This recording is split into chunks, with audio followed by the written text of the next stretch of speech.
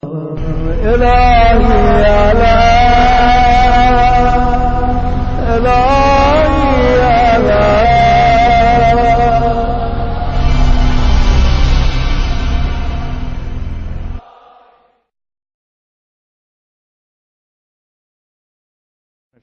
الرجيم بسم الله الرحمن الرحيم الحمد لله رب العالمين والصلاة والسلام على سيدنا ومولانا أبي القاسم المصطفى محمد اللهم صل على محمد وآل محمد وأهل بيت الطيبين الطاهرين المعصومين لا سيما بقية الله في الأراضين روحي وأرواح العالمين له الفداء رب اشرح لي صدري ويسر لي أمري واحلل عقدة من لساني يفقه قولي إن أهل الدنيا لا يشكرون عند الرخاء ولا يصبرون عند البلاء. Surely the people of this world, أهل الدنيا, they are not patient or they are not thankful in times of prosperity, and they are not patient during times of difficulty and ordeal. We've been discussing the traits of the people of this world, Ahl al-Dunya. We're going over the hadith of the Mi'raj of the Prophet of Allah, and we're trying to make sure we don't have any of these traits in us. Before we do that, I mentioned yesterday the concept of Shafa'ah, and that we are hopeful, inshaAllah, to have the Shafa'ah of the Ahlul Bayt. That raised some questions in some people's minds. What does that mean when we say Shafa'ah? There will be Shafa'ah. Does that mean that we regard the intercession of the Ahlul Bayt as a get-out-of-jail free card? That we can commit whatever sins we want to commit, and as long as we love the Ahlul Bayt, they will come and rescue us. So is it something similar to what the Christians say, the same way the Christians say about Jesus Christ, we say about the Ahlul Bayt? Is that what we're trying to say? No.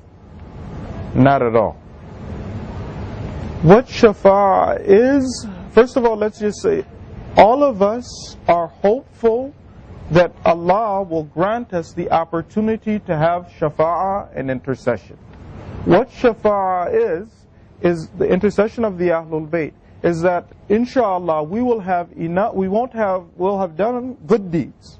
We're close to what Allah wants from us. However, there are some areas in which we fail in, we fall a little bit short in. And then the assistance is there to help us. When the intercession of the Ahlul Bayt is paired with our actions, Allah sees that and Allah accepts that. So what happens? We have to get close enough though. We're doing everything that we can. We try our absolute best. If we fall short, then the intercession of the Ahlul Bayt is there. It's not there to make us commit sin, God forbid, or be bold when it comes to obeying or disobeying the laws of God.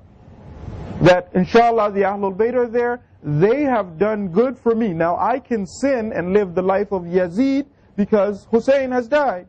No, that's absolutely not the case. I push as hard as I possibly can. However, if I fall short, there is some hope that even if I didn't make it, there was some weakness and flaws in my actions, there's somebody there to take my hand and to pull me up. So intercession is hope for me, not encouragement to sin at all.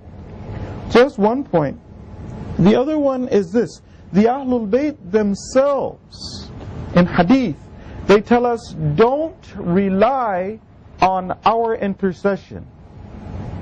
It's there for you, inshaAllah.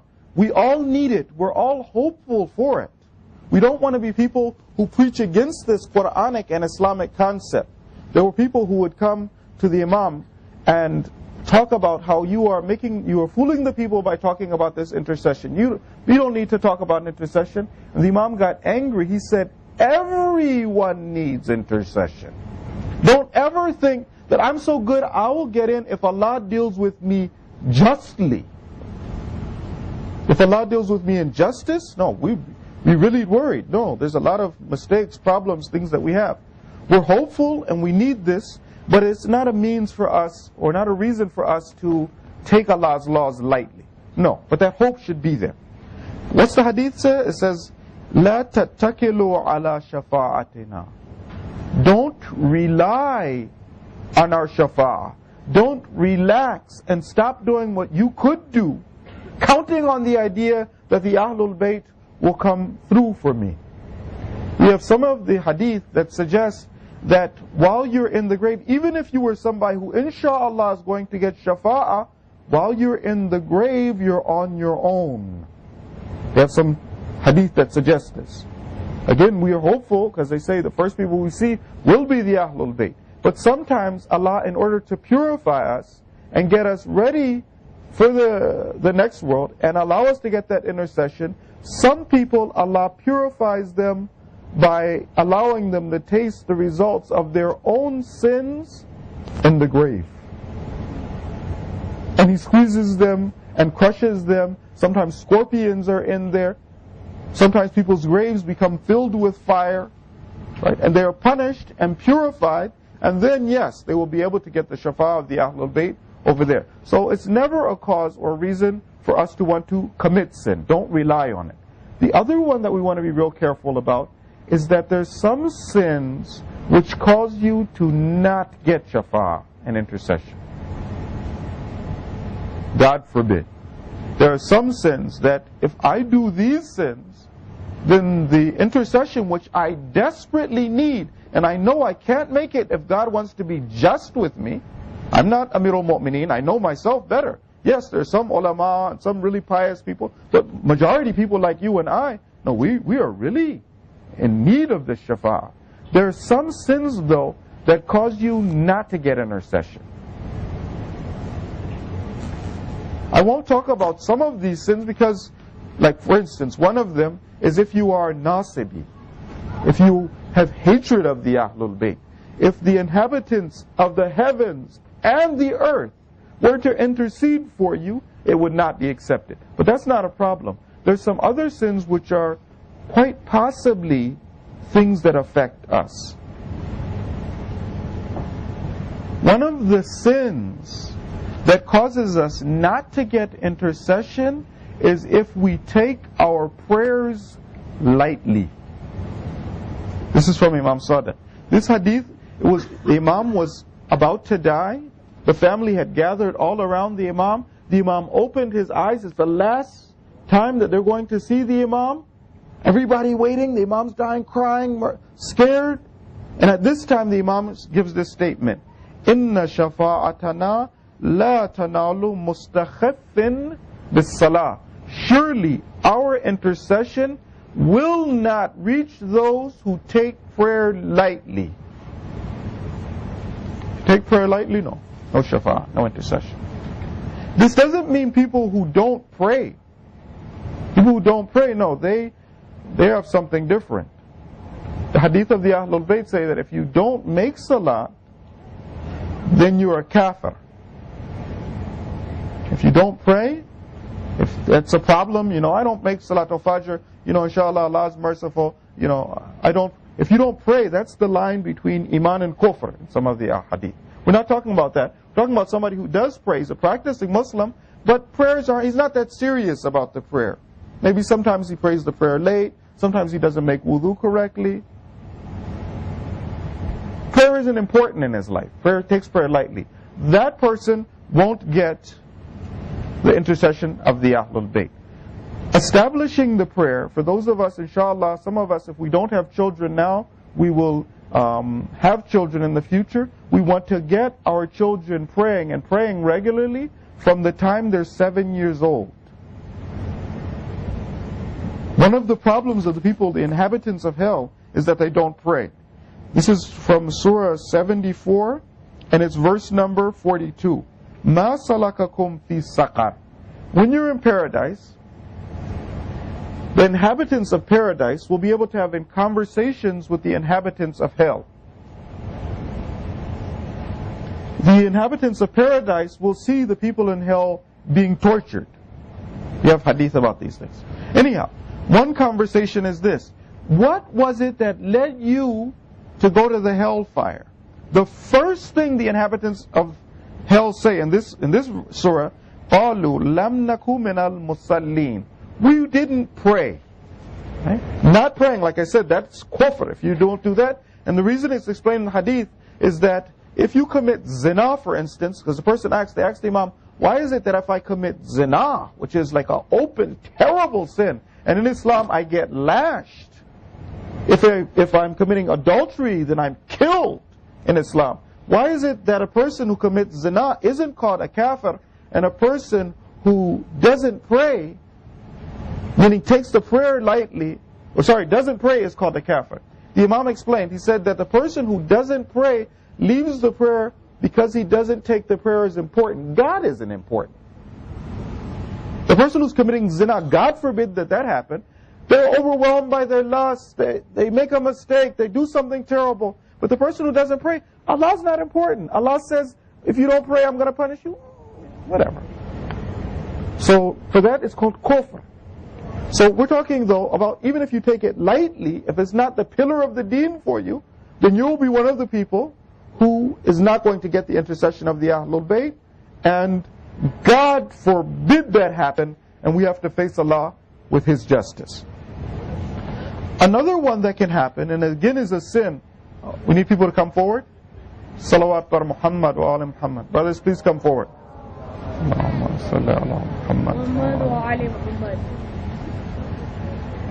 Another sin which causes us to be denied and mahroom from the intercession of the Ahlul Bayt is the sin of dhulm, oppression of others.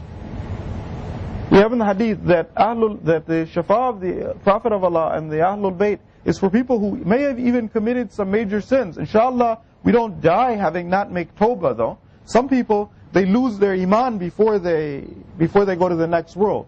If we continue to commit sin, that can be what happens. That actually we die without faith and then we're kafir and we go to the hellfire. Let's say inshallah we died, but there were some serious mistakes that we make. The Ahlul Bayt can still assist us, but if we have the problem of dhulm, that was the sin, then it's mentioned in the hadith that those people who are zalimeen, oppressors, harm others, those people will not get the shafa'ah of the Ahlul Bayt. And when we think of dhulm, because we're trying to use this for self-building, we won't only think of dhulm as if I was Saddam Hussein, then I'm not getting. No, that's obvious. There are other lesser levels of dhulm which are still dhulm and oppression, and they quite possibly might be there in us. One of them that we want to really be careful about is being oppressive to our spouse. If we aren't married and we want to go on the spiritual path of the Ahlul Bayt, we want to be one of the soldiers of the Imams, our instruction is that we're supposed to marry. If we're not married and we're young, there's a lot of thawab. The younger we marry, we have in hadith that shaitan screams if a youth gets married. For regular people, if they get married, the hadith says that 1/2 of your religion is protected. If you're young and you get married, 2/3 of your religion are protected. So if I want to become a soldier of the Imam of my time, I need to get married. But then if I get married, I have to make sure I observe the rights of my spouse. Otherwise, perhaps I can be a zalim because I'm cruel to my spouse, my husband or my wife. I want to read a hadith that helps remind first myself and then you of our duties to our spouse. This hadith is talking about a woman who ignores the rights of her spouse, and then after that it talks about a man who does the same thing. This is from the Prophet of Allah, Muhammad sallallahu alayhi wa sallam. Salli ala Muhammad wa ali Muhammad. Man kana lahu imra'atun tu'dhi. Whoever has a wife who bothers him. Tu'dhi. She harms and irritates her husband. She bothers him. She doesn't observe his rights. Lam yaqbal Allah salataha. Allah does not accept her prayers. Wala hasana. And neither does He accept any of her good deeds. Hasanatan min amaliha. Hatta tu'inahu wa turdiyahu. Until she assists her husband and she makes her husband pleased with her. She wants to become spiritual. I'm a spiritual person. I do a lot of other recommended things, but my husband's not happy with me. I don't have a a good family relationship, I don't think this is part of being spiritual. If she's like that, she harms her husband's unhappy with her, Allah doesn't accept that. This is what it says. Even if she fasts her entire lifetime, even if she fasts, وَإِن صَامَتْ الدَّهْرَ, even if she fasts her entire lifetime, then that's not going to help. وَقَامَتْ, maybe she stays up and she makes the night prayer. Make the night prayer, but my husband's not happy. And frees slaves and spends her wealth in the way of Allah, and she will be the first person who will enter the fire of hell. If she doesn't observe the rights of her husband, she doesn't take these things seriously. If you want to go on the spiritual path, they say after your ibadat, after your acts of worship, one of the most important things you want to observe are the rights of your family. First, I had to get married if I wasn't married, but after that, then I have to observe the rights of my spouse. The hadith continues though. What about a man who's like that? A Muslim man who's cruel, not friendly, doesn't observe the rights of the spouse. I had a lecture the other day on some of those rights of the spouse. What happens if we don't observe them? For the man, he's going to get that punishment, that burden, and that adhab if he is mu'dhiyan, zalima. If he is somebody who irritates and harms and bothers his wife, and he's a zalim and an oppressor, he gets the exact same punishment. So for my spirituality, I need that.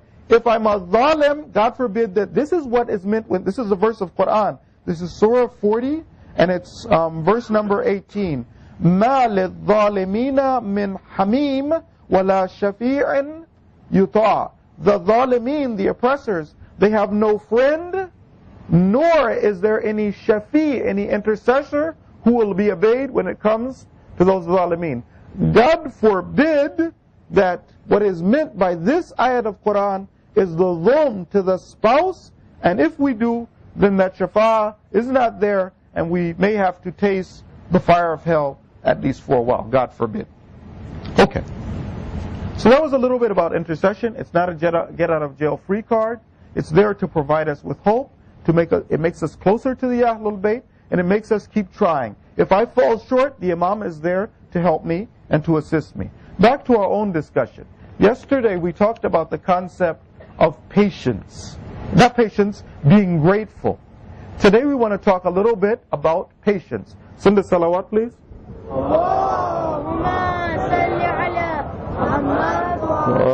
Muhammad wajjal farajahum.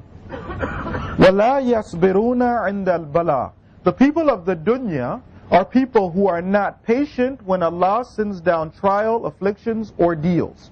If we're not like that, we're not patient, we're one of the people of the dunya. If you've noticed, we're taking a very comprehensive approach to the ahadith of the Ahlul Bayt and our duties as Muslims. We are worried, this is a verse I mentioned yesterday, and I'm mentioning it now for emphasis, that we're not worried about the enemies, what they're doing, we're worried about what we do when we want to bring about the return of the Imam. When it says in the Quran that Allah will never change the condition of a people until they change themselves, we start looking internally. The verse of Quran which I quoted yesterday was Surah 5, and it's verse 105. Ya ayyuhalladhina amanu alaykum anfusakum. O you who believe, take care of your own souls. Worry about your own souls. Work on yourselves. Do self-building. Don't rely on just carrying out the wajibat, as in all I do is I pray, I fast, these things. No, I have to dig deeper and start to dig out those diseases of my heart. He says, لا يضركم من ضل إذا اهتديتم. The one who is misguided cannot harm you if you're guided. However, because we're taking that comprehensive approach and we're turning inside and we're trying to better ourselves and straighten ourselves out, it doesn't mean we ignore the plans of the enemy on the outside. We said that they can't hurt us if we're guided, but part of us being guided means that we're aware of their plans and their strategies, and we try and counteract those plans and strategies. This is hadith now, and again this is the comprehensive approach to the hadith of the Ahlul Bayt. that Amir al-Mu'mineen says, Man nam lam yanum an. The person who falls asleep, it doesn't mean his enemies are asleep. If I'm not aware of what the enemies are doing, the enemies of Islam are doing, I'm unconcerned about that. It doesn't mean that they're asleep. That's again a sign of one of the deviant forms of spirituality if it's not concerned about that. What's going on in Israel and the Palestinians? Work on your own self. Who cares about that? Inside. Israel on the outside and on the inside. And also your social responsibilities. You have to make sure you're carrying out your social responsibilities. One of them was marriage, being a father, being a parent, being a child, whatever my responsibilities are. All of those things and the self-building. So now let's go back to this trait. The trait of being patient when Allah sends down ordeal, tragedy, bala, and affliction.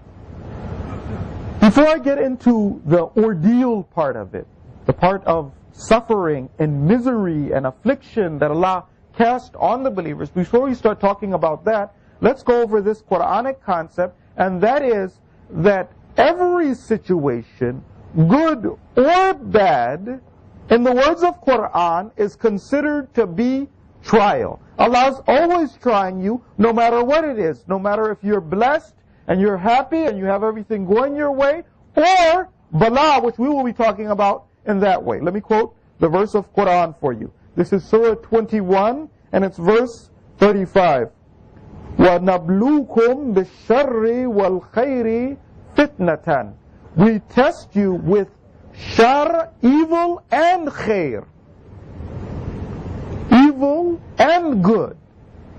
Problems and good things. And all of this for us is a test. It's fitna, it's a trial for you. So wealth is a trial, poverty is a trial. Health is a trial, sickness is a trial. Youth is a trial, old age is a trial. We have in the hadith, don't be fooled into thinking that Allah is pleased with somebody based on them having wealth and children. Oh, okay, that's a simplistic approach. That Allah must like this person because He's favored them and He's given them wealth. No, that's a trial. And for me, my trial is something else. We need people to come forward again. Salawat bar Muhammad wa ali Muhammad. Please, if you can come forward. Salli ala Muhammad wa ali Muhammad. So everybody is being tested. Everybody is being tried. And whether things are going our way or not, there's a trial. Allah's looking to see how we will do with the things He's given us. So we have in the hadith of the Ahlul Bayt, لا تفرح بالغنى والرخاء. Don't get overly excited by wealth and riches, by prosperity. Don't get overexcited about that. ولا تغتم بالفقر والبلاء. Don't get depressed and sad if Allah is giving you poverty and trial and affliction in the negative sense. No, that's all part of it. The hadith continues. It says, gold is tested by fire, and the believer is tested by bala. Everybody is being tested. Everybody is being tried. There are some of the hadith which state what are the most difficult trials that Allah tests you with. One of them is the test of money. This is from Imam Sadiq. مَا بَلَ اللَّهِ الْعِبَادِ بِشَيْءٍ أَشَدَّ عَلَيْهِمْ مِنْ إِخْرَاجِ الدِّرْهَمِ. That Allah doesn't test people with any difficulty which is more difficult, any trial which is more difficult than the trial of spending money in the way of Allah. In some of the hadith, they say that a test which separates the men from the boys amongst the Shia is the test of khums. It's very easy for me to cry for Imam Hussein. But then when I have to spend money for the Imam, when the Imam wants something from my pocket, it becomes difficult sometimes. There was a man, they say, who saw a beggar. He's coming back from the store, he had some nice bread, coming back from the store, and he sees this beggar. And the beggar starts giving him this sad story about how he's suffering and misery, and the man feels so bad when he's hearing the story, he starts to shed tears. He starts crying when he hears this. The man says, don't cry. Instead of crying, offer me some of the bread. I'm starving. The man said, as many tears as you want, I will cry for you. But there's no news about bread. Bread, no, that's with me. Sometimes the Shia, they'll listen to the Masayib of Imam Hussein, they'll cry for Imam Hussein, but then when the Imam of their time, Imam al-Zaman, says, go into your pocket and give me 1/5 of your income, even if you have $5, $1 is mine. You see, a lot of the Shia, they won't pass that test. Not the test of khums. People say, I need to save. I'm going through difficulties. I want to give it in sadaqah. What are the Maraja doing for Pakistan, for instance? Right? Or any other country. So I'm going to take, now listen to this carefully. You're going to steal Imam Zaman's money and give it in sadaqah? You're going to save for your car and build a house, for instance, not pay your khums for 1 year, 2 years, with Imam Zaman's money? You must have nerves of steel. How could you possibly do that with the money of the Imam? Instead of me going, sometimes, the Maraja, how does the Maraja spend the khums? I want to see receipts. I want to know. Is your Maraja, is that the representative of Imam Zaman? That's not your business how it's spent. He knows how it's to be spent. You have to submit. Go and sajda to God. That's not your money. You want to receive. That's not your money. That's the Imam's money. You want to feel the azamat and greatness of the Imam. You need to start giving that khums money to the Imam who's absent and feel the authority of the Imam in your life. Now, brothers, are we saying again we need people to come forward? Brother, we need to... Okay, salawat bar Muhammad wa ali Muhammad. You can come forward, brothers. Allahumma salli ala Muhammad wa ali Muhammad. So, again back to our own discussion. What is our discussion about? Our discussion is about the concept of bala, and trial and affliction. And that the people who are ahlud dunya, they are not patient when Allah sends down difficult trials. But more than that, for us as believers, we're taught in the Quran that it's not simply when I'm going through difficulty that I'm being tested. Everything is a test. My youth is a test. My health is a test. Everything is a test. But there are some times when Allah tests us by sending down difficulty and trials. And Allah wants to see, when He's sending down these difficulties, how patient I'm going to be. And I mentioned the other day that everybody gets tested. There's nobody who's getting through life scot-free. Why is it, though, that believers are tested? Wouldn't it be the case that since we love Allah, we love Ahlul Bayt, that life would be easier for us? Right? Why is it that Allah sends down bala and affliction and trials and tribulations to us? The first part of your question, I'll answer it. Yes, if you are acting based on your Islam. Not just, I'm a Muslim by name. I'm a part-time Muslim. Sometimes I'm a Muslim. When it comes to the majlis of Imam Hussein, I'm a Muslim. But when it comes to, living my life, no, I live the life, unfortunately. No, I'm a real Muslim. I'm practicing. Yes, then it is true that you will both enjoy life in this world more, and because Islam is going according to the natural order of the universe, there are a lot of afflictions and trials and misery that you don't go through as a Muslim. For instance, you don't drink alcohol. Right? You don't have the problems that others, the majority of mankind, for instance, are going through that misery and suffering. You're not going through that. So yes, as a Muslim, life is better for you. And I mentioned before, if you're not enjoying life more than others, then there's something wrong with your deen. Either you haven't understood Islam properly, or you're not practicing Islam. You're not on the spiritual path of the Ahlul Bayt if you're not enjoying your Islam. So, The first part of your question, you are correct. Yes, there are special advantages to you being a mu'min. But bala and affliction is there for you as a mu'min, and actually, brace yourselves, Allah deals with you as a believer more transparently than He does non-Muslims.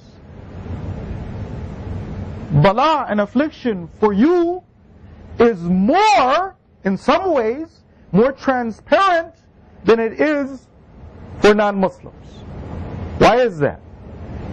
It doesn't mean that they might suffer more in other ways, but when it comes to the apparent, the tangible bala, it might be that I as a Muslim get more than that as a non-Muslim.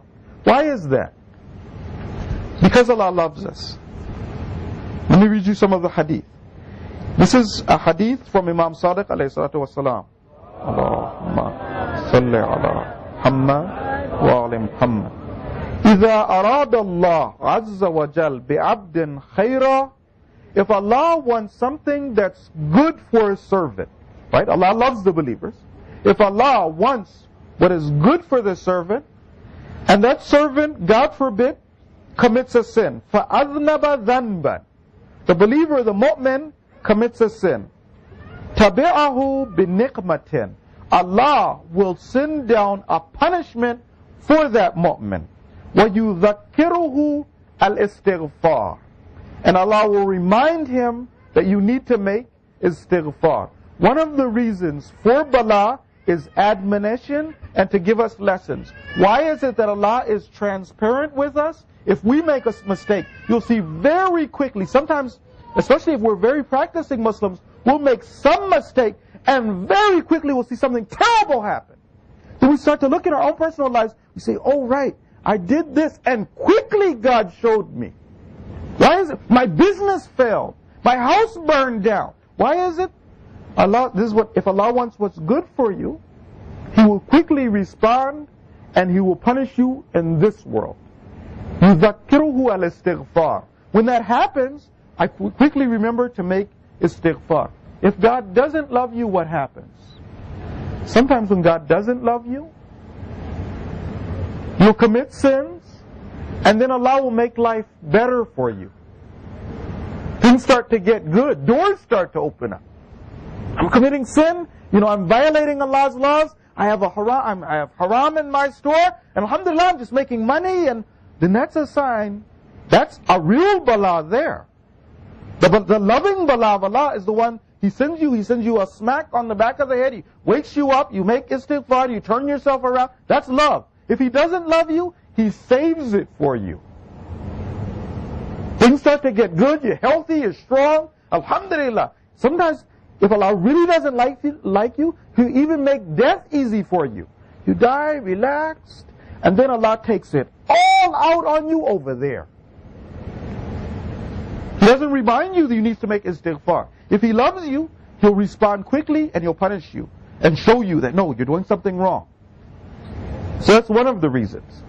Another reason is this, that Allah wants to purify you and me. I'm saying you, I'm talking to me. He wants to purify you before you leave this world. Allah knows how severe the punishments in hell are.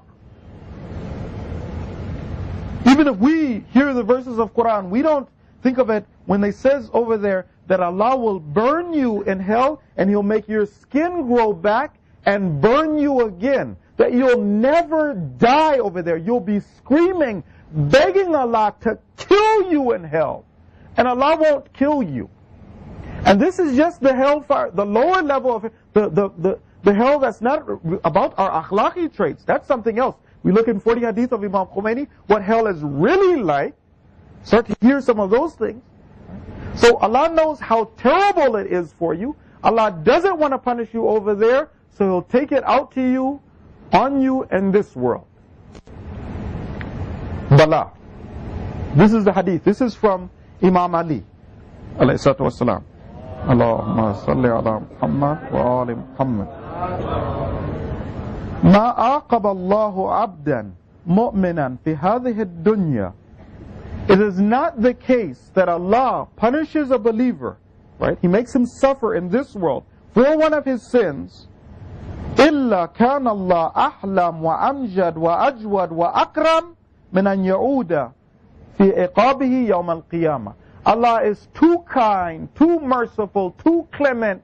It was impossible for God that He punish you for a sin in this world, and then after that come in the next world and punish you again for the exact same sin. So out of His kindness for you, because He doesn't want to see that you go to the hellfire, He knows you don't understand how terrible it is, then Allah will punish you and make you suffer and go through misery in this world in order that He not end up having to punish you over there. God forbid that that happens. So we can avoid these things by making tawbah, by turning back to Allah. We don't have to go through this. There was a man who heard from the Prophet of Allah the punishments of the hereafter. He knew how terrible they were. He realized he had committed a lot of mistakes in his life. So then he made a dua. He said, "Oh Allah, take it out on me in this world." This man started to suffer in incredible ways. Suffering, misery, things like sickness, that kind of thing. The Prophet of Allah came to visit this individual. He said, "What happened?" He said, "Well, I heard the speech. I understood the situation. So I told Allah to punish me here." He said, "No, you made a big mistake. Don't do that. Make tawbah. Ask Allah for afiyah. Ask Allah to forgive you, to give you security. Don't ask Allah to take it out on you in this world. We don't have to go through this." But sometimes Allah sees that we're lazy. We don't take it that seriously. We don't recognize how serious this is. Instead of the angels beating us with those metal bats over there, instead of that, Allah says, "No, in this world. He'll suffer its misery, but I know what's best for him." So Allah does it. So part of the reason for bala is that. There are other times though that we get bala. This bala is purely and simply because Allah loves you. You haven't done anything wrong. Allah wants to keep you from being attached to the dunya. Allah loves you. He knows that it's loving this world is problematic. It's the head of all sin. He doesn't want that to happen. I'll make you feel it here. Realize the dunya is imperfect. You should be in another place. And this is purely and simply out of the love of God for you. You haven't done anything wrong. But He loves you. He doesn't want you to get attached. This is hadith now. إِنَّ اللَّهَ إِذَا أَحَبَّ عَبْدًا غَثَّهُ بِالْبَلَاءِ غَثَّا.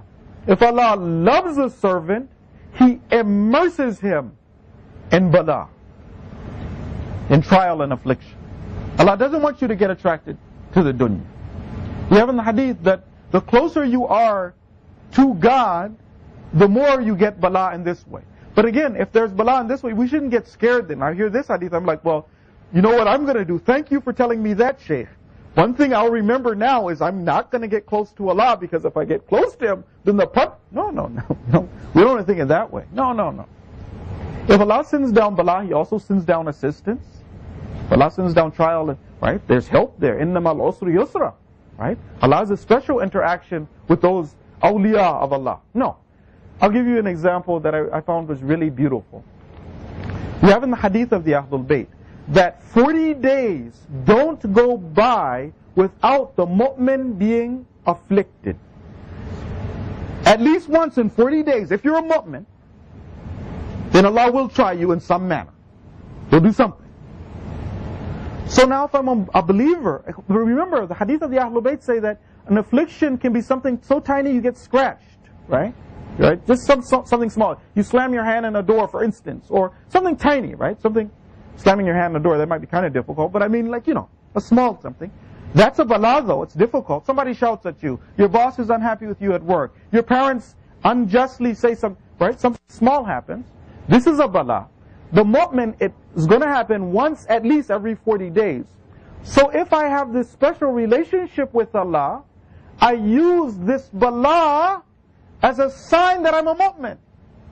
I must do, I'm thankful to Allah. Something small happens. I'm riding my bicycle, I fall down. I'm like, okay, I'm still a mu'min. Allah loves me. Okay, alhamdulillah. So Allah turn to the angels, he'd be like, yeah, you want to really see him smile? Watch me break his leg. No, not like that. God's merciful, God's kind. But the idea is that I have a positive way of reacting in every trial and affliction that I get. Even if it's something tiny, instead of me getting upset with God, angry with God, I use that as a sign, oh, okay, I'm a mu'min, alhamdulillah. Because, remember, we have those hadith of the Ahlul Bayt, that Allah deals with you according to your expectation. If you don't think good of God, you don't think God loves you, you don't think God cares about you, you think God's your enemy, He's out to get you, if you think like that, sometimes we cause affliction in that way. Because we don't think good of God. We don't think God is our friend. But if you have that positive approach, that even when bala happens, you're like, well, this must be a sign. Maybe it was a sin I committed. Maybe it was a sign of God's love. Maybe Allah doesn't want me to get attached to the dunya, right? That positive approach is something that Allah will keep in mind and use that. And it's mentioned in the hadith, there are some darajat, some manzila, some positions, spiritual positions, which you cannot achieve except if you go through bala. Allah wants to elevate you. And you can use that in your favor by having that positive approach. Salawat wa Muhammad wa ali Muhammad. Allahumma salli ala Muhammad wa ali Muhammad. Okay, so we've talked a little bit about the idea of bala. And the idea that bala is there, that bad kind of bala, because there's good bala, right? I have health, but that's also a trial, or these difficulties. And that's there to get me closer to God, because of God loving me. How do I achieve the position of becoming one of the sabirin, one of the patient people? Because the people of the dunya were people who, when they're afflicted with trial and affliction, and everybody, Muslim or non-Muslim, is going through difficulty, everybody. But the people of the dunya are people who aren't patient during that time. How do I become one of the patient? Because the maqam of being one of the sabirin, that is a huge maqam. Allah, when He describes the prophets in the Quran, He describes them as being sabirin, patient. The prophets. Other times when Allah wants to talk about His own proximity and how close He is to people, He says, Inna Allah ma'as sabirin. God, Allah, is with the people who are patient. That's Surah 2 and it's verse 115. So, if I want this trait, because they say, if the Shia are patient, you get the reward of 1,000 martyrs. If a Shia is patient, you get the reward of 1,000 martyrs. So if I want to get this position of being one of the sabirin, I don't want to be one of the people of the dunya, I want to be one of the patient people, what can I do? What are some instructions and assistance from the Ahlul Bayt in order for me to achieve this station and use this to help me to be one of the soldiers of the Imam of my time, to hasten his reappearance? We'll go over a couple of them. One of them we'll get from Amirul Mu'mineen. But he explains, when he's talking about the muttaqeen, is that their take on life is that life in this world is very short. I want to become patient. How can I become patient? One of it is realizing for how short I will be here in this dunya, and then after that, how long of the hereafter is waiting for me. This is now one of the traits of the pious. Sabaru ayyaman qasira. The pious people, the muttaqeen, they're patient for a few short days. Maximum you live, how long will you live? For instance, 60 years, 70 years, 80 years, 100 years. He just uses the word ayyaman qasira. Just a few short days, right? Because what's waiting for you is infinity. Aqabathum rahatun tawila. As a consequence, they will have secured comfort for a long time. Do you know how long you and I will be in paradise? Inshallah, we'll all be there. We'll be sitting over there. Because when you're in paradise, you'll be sitting on your thrones over there, right? And talking to the other believers, enjoying the comforts, being in the presence of God. And no one, it's mentioned in hadith, no one can imagine the goodness that's waiting for them on the other side. فِيهَا مَا لَا عَيْنٌ رَأَتْ وَأُذُنٌ سَمِعَتْ وَمَا خَطَرَ عَلَى قَلْبِ بَشَرٍ. We've heard some stories about what's there in paradise. We have no idea of what's waiting for us on the other side. This is the hadith of, over in paradise is that which no eye has seen, no ear has heard, and has not crossed human imagination. That's what's waiting for us on the other side. We have no ideas. All we have to do is be patient for these few years. But let's just talk about infinity, right? How long you'll be over there, sitting on your thrones, enjoying being in the company of Allah and the Ahlul Bayt in paradise. You know what infinity means? Infinity is like this. Let's say you got a tasbih, right?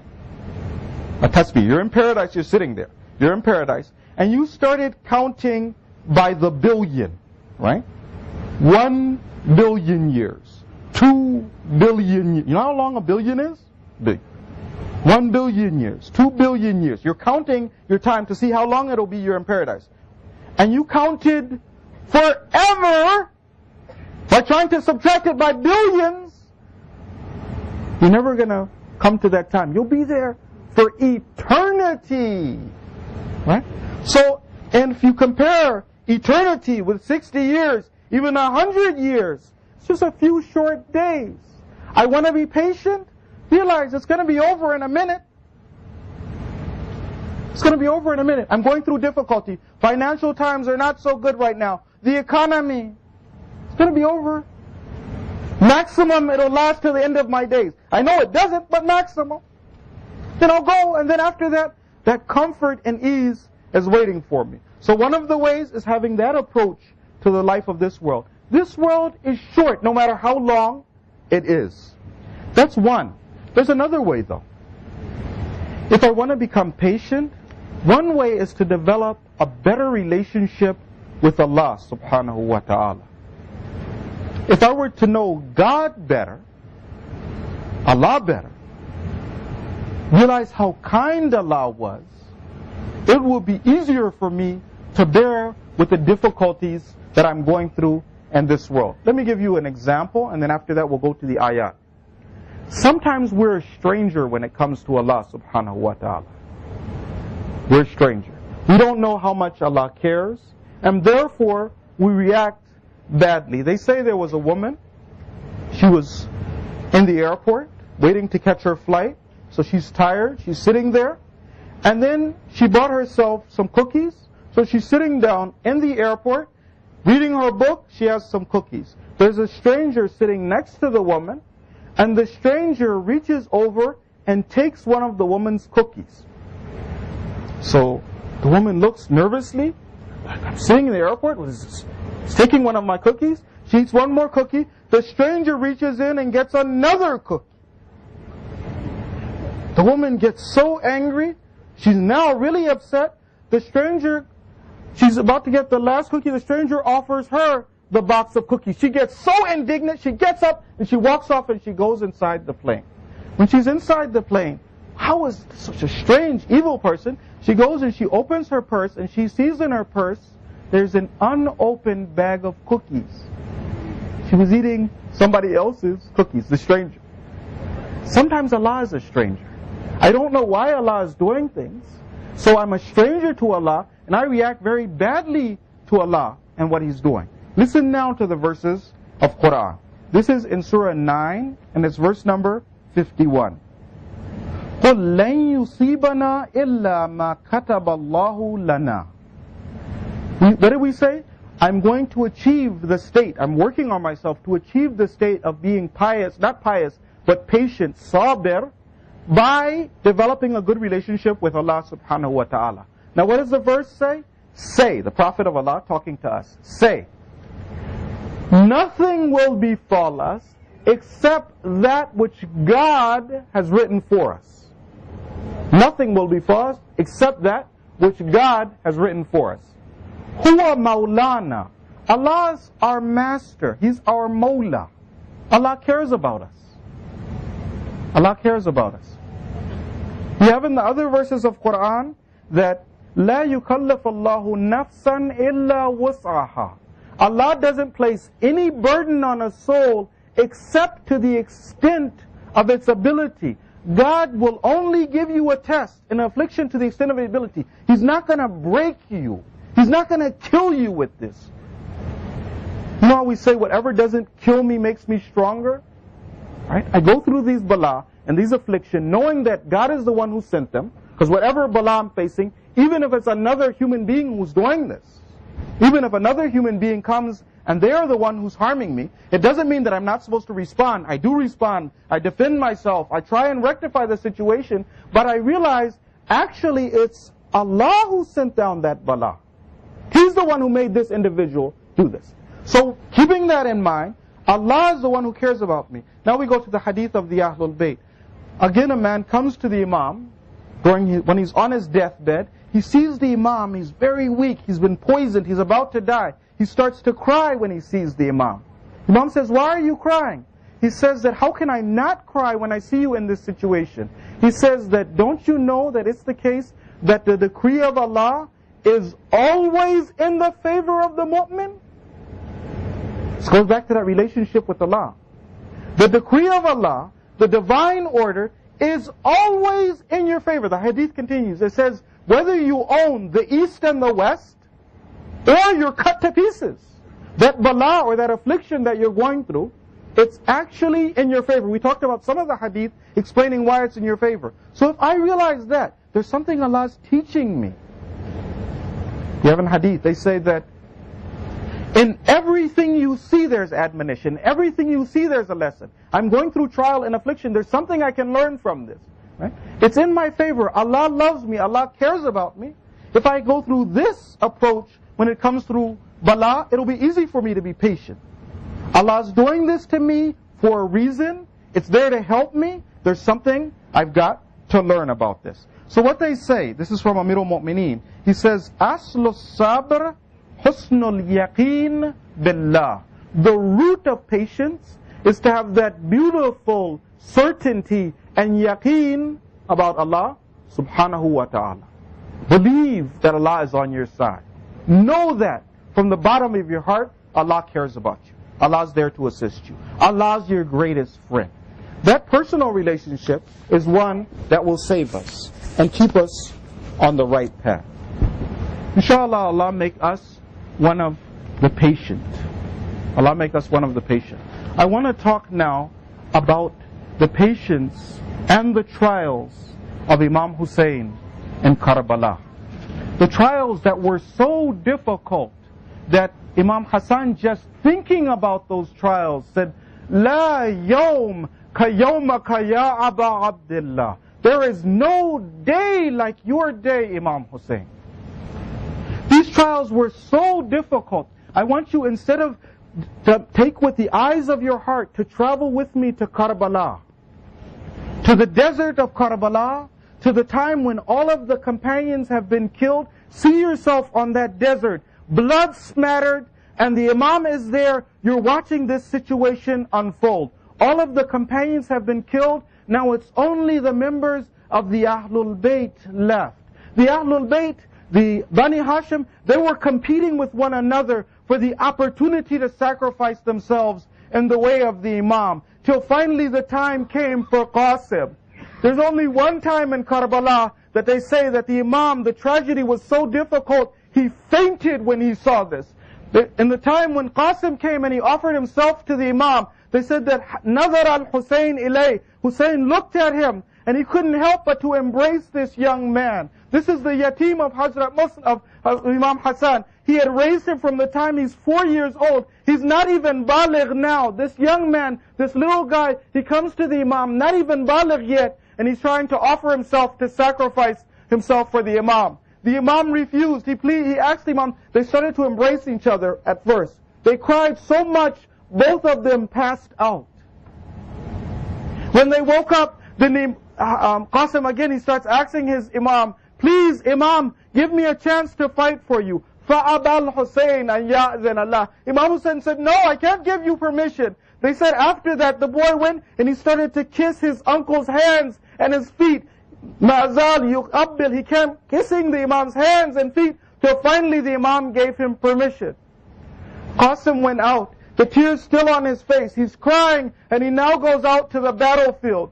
He's so small, he doesn't even have armor to protect him. He goes out, the battlefield reporter said it's like a splinter of the moon. This young man, he's walking, going and fighting. He said that he didn't have any armor on him, and after he's fighting and killing the enemy, he reaches down to tie his shoelace. One of the enemies sees him, and he goes over and he hits Qasim in the head. When he hits Qasim in the head, he hits him and he falls face down. He calls out, Ya Amma! And he falls to the ground. When he calls, it's as if Imam Hussein was waiting for him. He rushes out like a falcon. He comes and dispatches the enemy. Dust gathers around. The enemy gathers to rescue that guy. They trample him. The dust gathers. And when the dust settles, they see Imam Hussein with the body of Qasim. He said, it's difficult for your uncle that you called him and he wasn't able to assist you. Qasim's feet are just kicking there in the sand. The Imam gathers him up and he starts to bring him away. And they said they could see Qasim's feet dragging on the ground. We ask Allah by the right of Muhammad wa ali Muhammad that He make us the true soldiers of Imam al-Zaman. We ask Allah by the right of Muhammad wa ali Muhammad that He make us one of the people who's patient when we're faced with bala. We ask Allah by the right of Muhammad wa ali Muhammad that He protect all of the believers, all of the Maraja, and especially the leader, Sayyid Ali Khamenei. Salawat.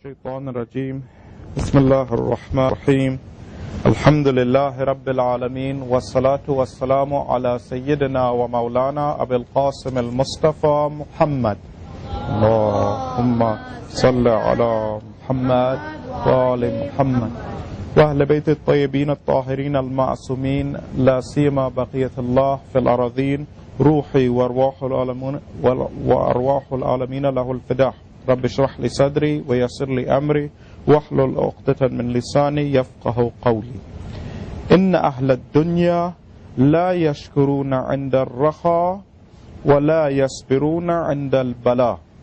Surely the people of this world, أهل الدنيا, they are not patient or they are not thankful in times of prosperity, and they are not patient during times of difficulty and ordeal.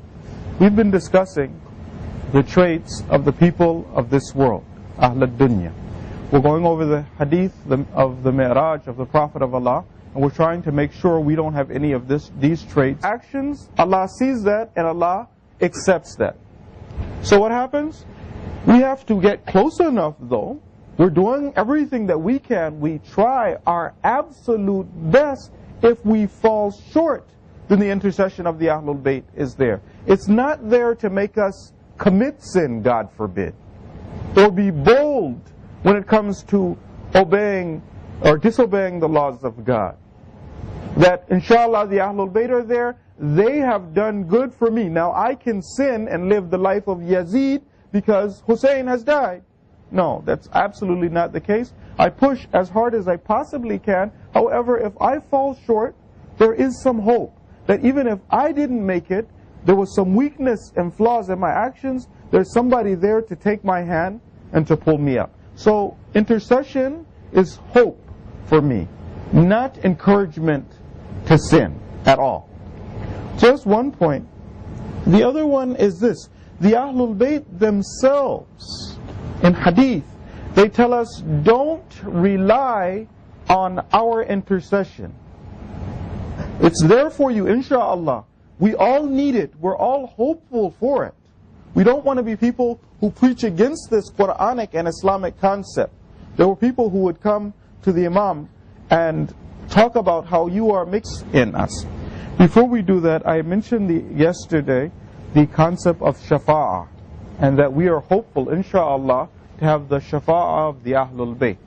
That raised some questions in some people's minds. What does that mean when we say Shafa'ah? There will be Shafa'ah.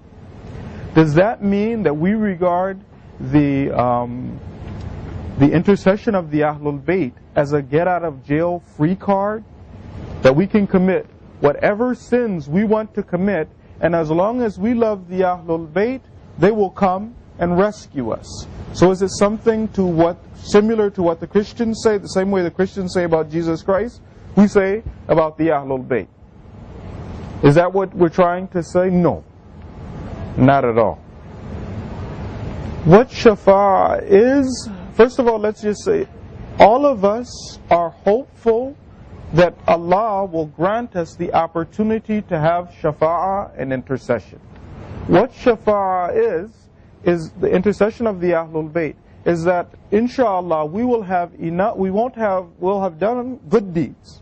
We're close to what Allah wants from us. However, there are some areas in which we fail in, we fall a little bit short in. And then the assistance is there to help us. When the intercession of the Ahlul Bayt is paired with our action, and he squeezes them and crushes them, sometimes scorpions are in there, sometimes people's graves become filled with fire, right? And they are punished and purified, and then yes, they will be able to get the Shafa'ah of the Ahlul Bayt over there. So it's never a cause or reason for us to want to commit sin. Don't rely on it. The other one that we want to be real careful about is that there's some sins which cause you to not get Shafa'ah and intercession. God forbid. There are some sins that if I do these sins, then the intercession which I desperately need, and I know I can't make it if God wants to be just with me. I'm not Amirul Mu'mineen, I know myself better. Yes, there's some ulama and some really pious people, but majority people like you and I, no, we are really in need of this Shafa'ah. There are some sins though that cause you not to get intercession. I won't talk about some of these sins because, like for instance, one of them is if you are nasibi, if you have hatred of the Ahlul Bayt, if the inhabitants of the heavens and the earth were to intercede for you, it would not be accepted. But that's not a problem. There's some other sins which are quite possibly things that affect us. You are fooling the people by talking about this intercession. You don't need to talk about intercession. And the Imam got angry. He said, everyone needs intercession. Don't ever think that I'm so good I will get in if Allah deals with me justly. If Allah deals with me in justice, no, we really worried. No, there's a lot of mistakes, problems, things that we have. We're hopeful and we need this, but it's not a means for us or not a reason for us to take Allah's laws lightly. No, but that hope should be there. What's the hadith say? It says, لا تتكلوا على شفاعتنا. Don't rely on our shafa'ah. Don't relax and stop doing what you could do, counting on the idea that the Ahlul Bayt will come through for me. We have some of the hadith that suggests that while you're in the grave, even if you were somebody who inshallah is going to get shafa'ah, while you're in the grave, you're on your own. We have some hadith that suggests this.